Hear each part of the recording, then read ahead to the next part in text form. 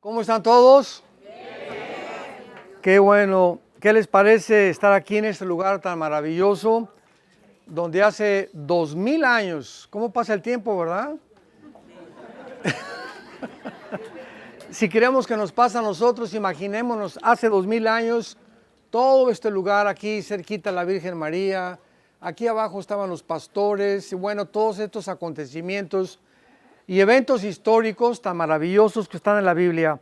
Pero quiero hablarles en esta mañana a todos ustedes de cómo fue el nacimiento de Jesucristo, el Hijo de Dios, porque tenemos que ver desde el principio de la Biblia, no solamente en Mateo y Lucas que se describe el nacimiento, sino los antecedentes, tanto, escúchenme bien, científicos, ¿sí oyeron bien?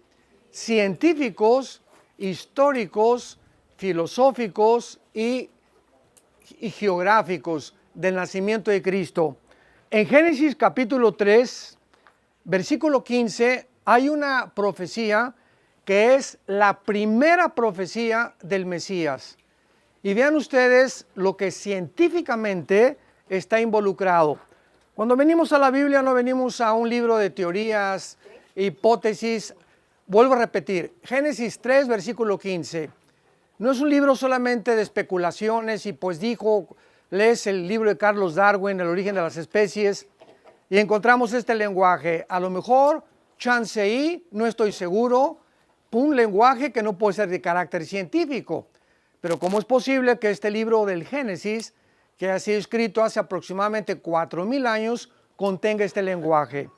Y dice la profecía, Génesis 3:15, y pondré enemistad entre ti y la mujer, y entre tu simiente y la simiente suya. Esta te herirá en la cabeza y tú le herirás en el calcañar.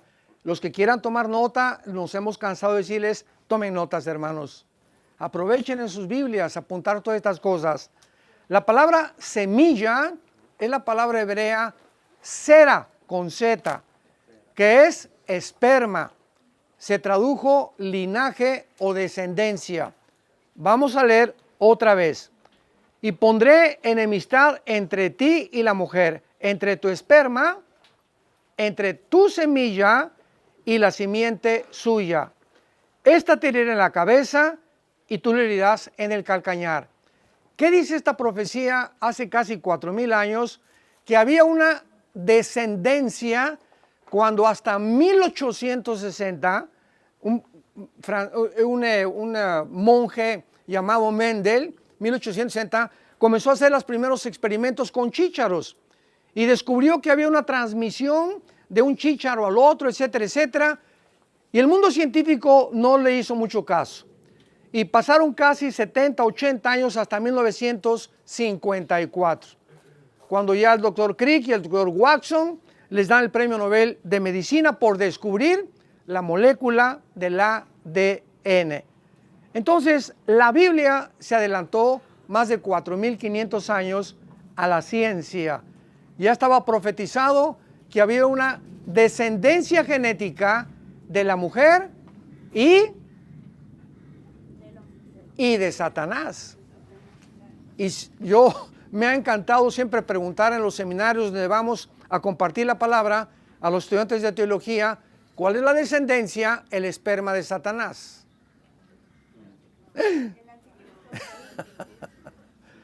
O sea, ¿tiene descendencia Satanás? ¿Puede de alguna manera Satanás mezclarse con seres humanos o alterar la genética? Bueno, hasta el siglo XX que se descubre el ADN, se le da el premio más grande al doctor Rafael Collins, que es cristiano, director del proyecto del genoma humano. Y el presidente Clinton en la Casa Blanca dice estas palabras: hemos encontrado el libro de la vida, refiriéndose a la molécula del ADN. Bueno, cuando estamos hablando de genética, ya estamos hablando del nacimiento de Cristo. Y esto es lo que quiero explicar. ¿Por qué? Porque si nosotros estamos comenzando a descubrir que se puede manipular la genética, ya hay enfermedades como el mal de Parkinson, etcétera, etcétera, que han descubierto genéticamente el proyecto CIRC, si lo quieren apuntar. Lo van a encontrar en Google. Y esto está involucrado que ya pueden sacar un gen y lo sustituyen por otro gen. O sea, pueden cambiar ya. Y esto nos maravilla y decimos, bueno, qué maravilloso que la ciencia pueda hacer eso, ¿no? Pero desgraciadamente lo están usando equivocadamente. Y estos experimentos, los primeros en hacerlos, fueron los nazis. Cuando Mengele, ¿verdad?, el famoso doctor que encontraron en Brasil y murió en Brasil de Hitler, comenzó a abrir el vientre de las mujeres, cambiarle los ojos para transformarlos en azules, porque el sueño de Hitler, ¿cuál era? Producir la raza aria, que es el sueño actualmente del director del Foro Económico Mundial, el sueño de David Rockefeller, el sueño de George Soros, que también es judío, producir una superraza a través del cambio y la alteración de la genética. Ahora bien, si nosotros como seres humanos hemos llegado a esta profundidad del descubrimiento de la manipulación de los genes, imaginémonos a los demonios, imaginémonos a Satanás, es el ser más inteligente del universo, el más sabio y el que más conoce de cualquier secreto que se pueda ocultar. Entonces, nosotros estamos haciendo pininos apenas en los descubrimientos de la genética, al darnos cuenta que se promete una descendencia genética de la mujer. ¿Quién vendría? Abraham, Isaac, Jacob, de Jacob 12 hijos, de los 12 hijos una tribu, Judá es la tribu de donde vendría el Mesías, y después David, Salomón, y así vemos por toda la Biblia la genealogía genética. El Mesías tenía que ser heredero genéticamente de Abraham, Isaac y Jacob y de la primera mujer, de Eva, para que pudiera demostrar con sus credenciales que él era el Mesías y no Mahoma, no Zoroastro, no Mahatma Gandhi y menos Buda. Ahora bien, en Génesis 6 vemos el primer ataque a la genética humana, cuando los ángeles caídos alteran la genética de las mujeres, de alguna forma pervirtieron y produjeron gigantes. Veníamos platicando ahorita con Isaac, nuestro guía, los Nepilim, que significa gigantes en el hebreo, de 4 o 5 metros. Goliat era uno de esos descendientes. Entonces, estos gigantes que nacieron, síganme con cuidado, de la mezcla de ángeles caídos con mujeres, fueron una raza híbrida. Un caballo con una burra, nace una mula y la burra nace híbrida. Ya no se puede reproducir porque la Biblia desde el Génesis prohíbe 2 semillas mezcladas. No se puede mezclar una ardilla con un conejo, un dinosaurio con un rinoceronte, un ser humano con una persona que no sea y no tenga la sangre o el ADN de los seres humanos, porque violamos las leyes establecidas, científicas, genéticas, que fueron descubiertas hasta el siglo pasado. Esto es asombroso. Y si alguno de aquí es algún científico, alguna mente inteligente que está buscando evidencias de la existencia de Dios, aquí están. No las tienes porque no las estás buscando. No las encuentras porque no estás tocando, porque al que pide se le da. Al que busca va a encontrar. Búscame, dice el Señor, y me encontrarás, porque me buscarás con todo tu corazón. Amén. ¿Cómo es posible? La pregunta es ahorita que los ángeles se mezclaron con las mujeres. ¿Tuvieron relaciones físicas o fue una alteración de la genética? Escuchen, ¿se acuerdan del endemoniado gadareno? ¿Cuántos demonios tenía? Una legión. Una legión romana era de 6,000 soldados. Ahora, fíjense en esto. Los demonios en un ser humano alteran los nervios ópticos, alteran el oído, se meten a las cuerdas vocales y pueden engrosar la voz de un ser humano. Pueden entrar a los músculos. El gadareno rompía piedras y cadenas de una fuerza sobrenatural que no era de él. Ahora, si los demonios tienen el conocimiento de poder entrar a nuestras neuronas Entonces, si un gadareno, una persona fue afectada por tantos, ¿de qué manera también entran a los órganos sexuales? Entonces, afectan completamente y pueden producir los demonios, alterando la genética, niños monstruos. ¿Se acuerdan de los 80s, 90s del siglo pasado, la talidomina? La famosa droga que acabaron prohibiéndola. Y la gente, es como Dios, ¿cómo puede ser falta de misericordia? No lo fue Dios. Son los experimentos de nosotros, bola de psicópatas científicos como los nazis que quieren alterar las leyes de la genética de Dios.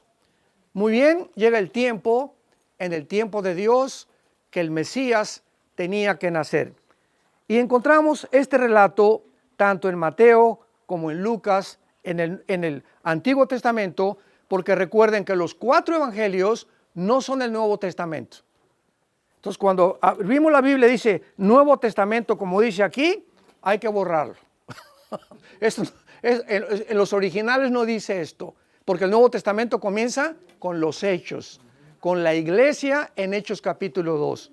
Porque los 4 evangelios fueron bajo la ley de Moisés, bajo el pacto abrámico, etcétera, etcétera. Cristo muere bajo la ley. Y si no aprendemos a distinguirlo, nos vamos a confundir. En el Nuevo Testamento, perdón, les digo, ya ven, en el Evangelio de Mateo, ni tampoco es el San Mateo ni San Juan, porque este San es de Roma. En la iglesia cristiana todos somos santos en el momento que recibimos a Jesucristo. El Vaticano no tiene el derecho de dictaminar a ninguna persona que es santa que porque dice que hizo milagros, o porque se comprobó que era muy buena, o porque nunca rompió un plato, ¿verdad? La Biblia católica de Jerusalén, de Torres Amad, las traducciones de ellos, se los podemos enseñar. Todas las cartas de los apóstoles comienzan a los santos de Éfeso, a los santos de Filipos, a los santos de Colosos. Ya se les llama santos, que es apartados para servir a Dios. Y dice en Mateo, capítulo 1, versículo 18, el nacimiento de Jesucristo fue así. Estando desposada, o sea, comprometida, no estaban casados, María su madre con José, antes de que se juntaran, se halló que había concebido del Espíritu Santo. José su marido, como era justo y no quería infamarla, quiso dejarla secretamente. Aquí vemos algo sobrenatural, algo que trasciende completamente la comprensión y la racionalización humana. ¿Por qué José no podía tener relaciones sexuales con María? ¿Por qué el Mesías, que tenía que ser varón, y si iba a ser varón, tenía que traer el cromosoma Y, que no tienen las mujeres? Si tú tienes el cromosoma Y y tu mente te dice que no eres lo que biológicamente eres y genéticamente, tienes un problema de tornillos flojos aquí. El problema no es físico, tu problema es mental. ¿Y quién crees que está afectando tus neuronas? Los demonios y Satanás, para robarnos nuestra identidad, que es el principal propósito de los participantes de la oscuridad. Muy bien. Si el Mesías tenía que nacer, no podía nacer a través del esperma Y o cromosoma Y de José. ¿Por qué? Por el pecado de Adán. Exactamente. En el momento que Adán y Eva se rebelan contra Dios, nuestra genética es alterada inmediatamente. Y es lo que se conoce como el pecado original. Somos espíritu, tenemos un alma, vivimos dentro de un cuerpo. Hay enfermedades que se transmiten como la diabetes, problemas del corazón, físicamente, eso está comprobado. Pero el descubrimiento de hace 25 o 30 años es que si tú tenías tendencias de ataques de cardíacos por tu familia, tu tío se murió del corazón, tu papá también, o tu mamá fue diabética, se puede cambiar por la alimentación. Es el descubrimiento más grande que han hecho actualmente, que la forma que tú comes es la forma que tú vives y que las maldiciones generacionales físicas se pueden evitar cambiando la manera de comer. Número 2, también se transmite, si tenemos el alma, que es la mente, enfermedades que se transmiten como la demencia, ¿verdad? Se puede también decir otros problemas mentales de esquizofrénicos o personas que acaban locas porque la abuelita fue loca o tu tatarabuela fue bruja y se muere tu bisabuela y entonces tiene 4 hijos la bisabuela y alguna de las hijas de nietas de la bisabuela o bisnietas tienen la tendencia al ocultismo, a leer las cartas, a consultar la ouija. Los demonios de la tatarabuela se meten a esa persona, se llaman espíritus familiares en el Antiguo Testamento. Podemos heredar enfermedades mentales, enfermedades físicas y si somos espíritu, tiene que haber una herencia. ¿Y cuál es la herencia? Espiritual, el pecado. Sigmund Freud le llamaba el medio ambiente y la sexualidad infantil. Carlos Marx, no, es la lucha de clases. Si la clase del proletariado derriba a la clase de la burguesía, vamos a estabilizar la conducta y la justicia en la sociedad. Se equivocó grandemente Carlos Marx. ¿Por qué? Por ignorar la naturaleza humana. El problema del ser humano es el defecto trágico. Y así hemos tratado los seres humanos de estar buscando por qué somos autodestructivos. No somos guiados por la razón. Porque el bien que quiero, Romanos 7, no lo hago. Sino el mal que no quiero, eso hago, decía Pablo. Entonces encuentro que hay una maldad, un poder dentro de nosotros. Yo no quiero adulterar, no quiero fornicar, no quiero emborracharme. Pero hay algo dentro de nosotros que nos lleva a hacer lo que no queremos hacer. Y sabemos que está mal, pero lo estamos haciendo. ¿Por qué? Porque somos esclavos del pecado. Así le llama la Biblia en Romanos capítulo 6. ¿A qué vino y murió Cristo en la cruz? Darnos el poder de vencer ese poder inherente con el cual nacimos. Entonces, José heredó esta herencia. La herencia física, mental y espiritual. Entonces, el esperma de José no podía fertilizar el óvulo de María porque el Mesías nacería con la herencia del cromosoma Y de José. Entonces, cuando el ángel se le aparece en estos rumbos a María, allá no sabía ni medicina, ni paramédicos sabía, ni enfermeras, ni anestesiólogos, ni nada. Vas a ser mamá. Y le contesta María, ¿verdad? Pues ni a Cancún hemos ido. Estamos comprometidos, o sea, no estamos casados. Y era terrible para la ley judía el adulterio o la fornicación. Y entonces el ángel le tiene que explicar, Gabriel, que es el mensajero de Dios. Mira, María, lo que va a ser engendrado en tu vientre no va a ser de José. Va a ser Dios el que pondrá el cromosoma Y en tu óvulo y Dios te va a fertilizar. Para que el santo ser que nazca y tiene que nacer sin pecado. Con lo que tú heredaste y con lo que yo heredé. ¿Por qué? Porque en la cruz no podía ser el Papa el que muriera por nosotros. Ni Abraham, ni la Madre Teresa, ni Isaac, ni Jacob, ni Santo Tomás, ni San Francisco, ni un ángel. Porque el que muriera en la cruz tenía que perdonar nuestros pecados. Y el único que puede perdonar pecados es Dios. Entonces, en la cruz tenía que estar Dios y tenía que estar un hombre. Al mismo tiempo, para morir humanamente y al mismo tiempo hacer la expiación, el sacrificio y decirnos, perdónalos porque no saben lo que hacen. Nadie tiene el derecho de perdonar pecados, ni el Papa, ni el arzobispo, nadie de acuerdo a la Biblia. Solo Dios perdona pecados. Amén. Y por un solo sacrificio que hizo en la cruz Cristo, tenemos el perdón eterno de nuestros pecados. Lo cual se llama gracia, que es una palabra que no se encuentra en ninguna religión. Entonces, ahora entendemos por qué José y María no podían tener relaciones. Pero después que nació Jesucristo, ya Josecito sí brincó, ¿verdad? Con el salto del tigre, como decimos. Como dicen por ahí en Panamá, que es muy famoso esta frase, el salto del tigre. O sea, María no murió virgen. O sea, todas son tradiciones que ni siquiera en ninguna Biblia se encuentran. Son inventos de los seres humanos. Jesús dijo, el día que conozcas la verdad te hará libre. Libre de tradiciones, libre de religiones, libre de filosofías inventadas y de maneras de pensar de los seres humanos. Tenemos la palabra profética más segura a la cual haríamos bien ahora en estar atentos, como una antorcha que brilla en lugar oscuro.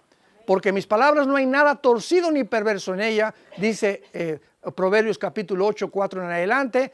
Todas ellas son rectas al que entiende y razonables a los que han alcanzado la sabiduría.